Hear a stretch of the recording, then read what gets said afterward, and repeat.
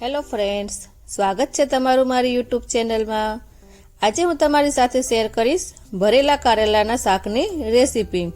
જો તમે આ રીતે કારેલાનું શાક બનાવશો તો તમને કડવા પણ નહીં લાગે અને ખાવામાં પણ એકદમ ટેસ્ટી લાગે છે। જે લોકોને પણ કારેલા નથી ભાવતા એ લોકો પણ આ રીતે શાક એકદમ સરસ રીતે ખાઈ લેશે। તો ચાલો જોઈએ આપણે તેની રેસીપી। કારેલાનું શાક બનાવવા માટે મેં અહીંયા આગળ 200 ગ્રામ જેટલા મેં કારેલા લીધા છે। તેને આપણે બે બાજુથી દાંડાનો ભાગ કાપી અને તેની આપણે છાલ ઉતારી લઈશું।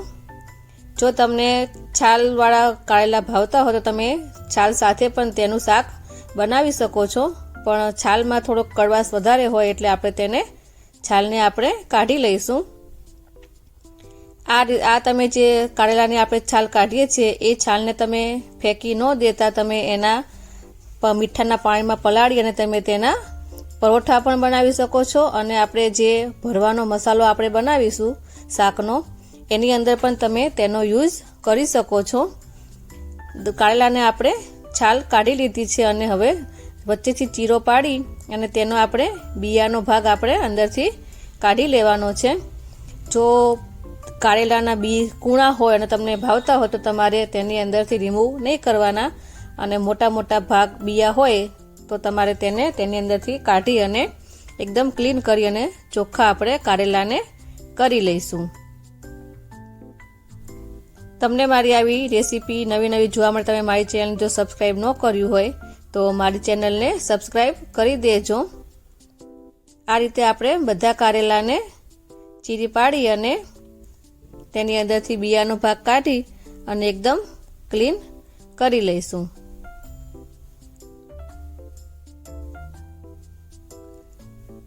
કારેલાનું શાક હોય છે તે બધા લોકોને નથી પસંદ આવતું, પણ આપણે આ રીતે તેને કારેલાને બાફી અને બનાવશું તો તમને કારેલા કડવા પણ નહીં લાગે અને ખાવાની પણ ખૂબ જ મજા આવશે। તો આ રીતે આપણે કારેલાનો અંદરનો બધો ભાગ આપણે બિયાનો કાઢી લેવાનો છે અને એકદમ ક્લીન કરી હવે આપણે એક વખત આને પાણીથી ધોઈ લઈશું, જેથી ઉપર જે છાલનો જે ભાગ કે બિયાનો ભાગ હોય એ ચોખ્ખો થઈ જાય। હવે આપણે એક કુકર લઈશું અને તેની અંદર આપણે કારેલાને ધોઈ અને તેની અંદર મૂકી અડધાથી પોણા ગ્લાસ જેટલું આપણે પાણી નાખીશું અને થોડું આપણે મીઠું નાખીશું અને 1 થી 2 સીટી આપણે મારી લઈશું। વધારે સીટી નથી વગાડવાની, નકર કારેલા વધારે બફાઈ જશે તો તૂટી જશે। હવે આપણે તેના મસાલાની તૈયારી કરી લઈએ। તો તેના માટે 1 થી 2 ટેબલસ્પૂન જેટલા આપણે સિંગદાણા લઈશું અને તેને આપણે ખાણી દસ્તામાં ખાંડી અને ભૂકો કરી લઈશું। તેને આપણે એક બાઉલની અંદર સાઈડમાં કાઢી લઈશું। હવે આપણે 1 થી 2 ટેબલસ્પૂન જેટલું આપણે મેં અહીંયા આગળ મિક્સ ચવાણું લીધું છે।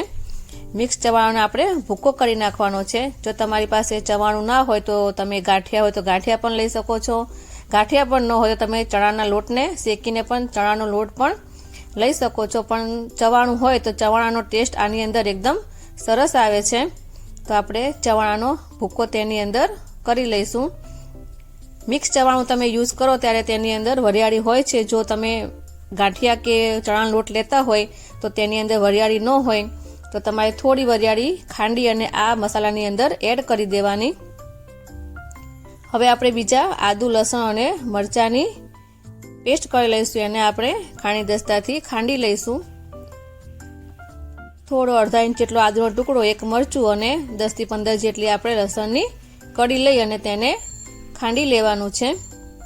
હવે એને પણ આપણે એક બાઉલની અંદર આપણે મસાલાના ભેગું કાઢી લઈશું।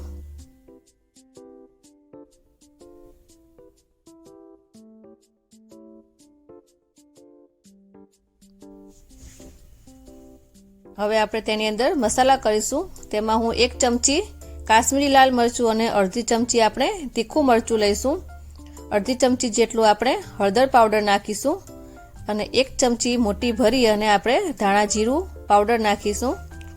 મીઠું આપણે સ્વાદ પ્રમાણે નાખીશું। કારેલા બાફતી વખતે પણ મીઠું નાખ્યું છે, ચવાણામાં પણ મીઠું હોય એટલે મીઠાનું પ્રમાણ આપણે જોઈને નાખવાનું। અડધા લીંબુનો રસ નાખીશું અને 1 થી 1.5 ચમચી જેટલી આપણે દળેલી ખાંડ નાખીશું બધો મસાલો આપણે બરાબર મિક્સ કરી લઈશું. આ મસાલાથી તમે ભરેલું કોઈ પણ શાક બનાવી શકો છો. ભરેલા રીંગણા પણ તમે આ મસાલાથી બનાવી શકો છો. એ પણ એકદમ ટેસ્ટી બને છે. હવે આપણે તેની અંદર મસાલાને બાઇન્ડિંગ આપવા માટે મેં અહીંયા આગળ એક બટેકાને બાફી લીધું હતું. તેની અંદર આપણે તેને ભૂકો કરી અને બટેકાને તેની અંદર એડ કરી દઈશું. બટેકું નાખવું ઓપ્શનલ છે. તમારે નાખવું હોય તો તમે નાખી શકો છો. તો તમારે કારેલા ભેગું તેને બાફવા માટે મૂકી દેવાનું. હવે બટેટાને આપણે તેની અંદર મિક્સ કરી લઈશું. બટેટાથી મસાલાનું એકદમ બાઇન્ડિંગ સરસ આવી જાય છે અને તેનો મસાલાનો ટેસ્ટ પણ એકદમ સરસ આવે છે. હવે આપણો જે મસાલો બની ગયો છે તે આપણે જોઈ શકો તો કારેલા આપણા બફાઈ ગયા છે અને તેની અંદર આપણે મસાલાને આ રીતે ભરી લેવાનું છે. મસાલાને આપણે આમ અંગૂઠાની મદદથી દબાવીને ભરી લઈશું અને તેને આમ પ્રેસ કરી અને પછી કારેલાની અંદર ભરી અને તેને સાઈડમાં મૂકી દઈશું. જો તમારા કારેલા વધારે પડતા બફાઈ જશે તો તમારા કારેલા ભાંગી જશે. આ રીતે આખા નહીં રહે. એટલે જ્યારે તમે બાફો ત્યારે તમારે ખાસ ધ્યાન રાખવાનું કે 1 થી 2 સીટી જ ખાલી વગાડવાની. આપણે ખાલી તેની કડવાશ દૂર થઈ જાય અને કારેલા બફાઈ જાય એટલું જ આપણે કરવાનું છે. તો આ રીતે આપણે પ્રેસ કરતા જઈ અને તેની અંદર મસાલો ભરી લઈશું.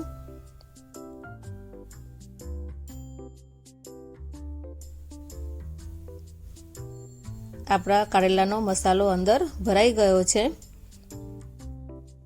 જે આપણે મસાલો વધશે એ આપણે શાકની અંદર પછી પાછળથી એડ કરી દેવાનો છે. તો આટલો આપણો મસાલો વધી ગયો છે તે આપણે શાકની અંદર નાખી દઈશું. તો હવે આપણે શાકના વઘાર માટેની તૈયારી કરી લઈએ. તો એક વાસણ લઈશું. તેની અંદર આપણે 3 થી 4 ચમચી જેટલું તેલ લેવાનું છે. અહીંયા આગળ આપણે તેલનું પ્રમાણ થોડુંક વધારે રાખવાનું છે. તેલ ગરમ થાય એટલે આપણે તેની અંદર અડધી ટીસ્પૂન જેટલી આપણે રાઈ નાખીશું.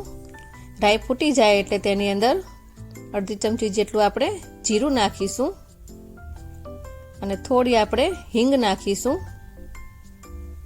મેં અહીંયા આગળ વઘાર માટે એક ડુંગળી અને એક ટમેટાની મેં પેસ્ટ બનાવી લીધી હતી. તે આપણે વઘારની અંદર એડ કરીશું. જો તમને ડુંગળી પસંદ ન હોય તો તમે ડુંગળી સ્કીપ કરી અને ખાલી ટામેટાની પણ ગ્રેવી બનાવી શકો છો.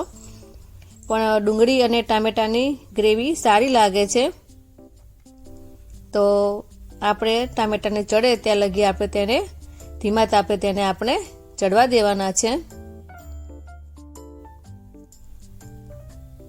ટામેટા આપણા થોડી પેસ્ટ આપણી સતળાઈ જાય એટલે પછી આપણે તેની અંદર મસાલા કરીશું.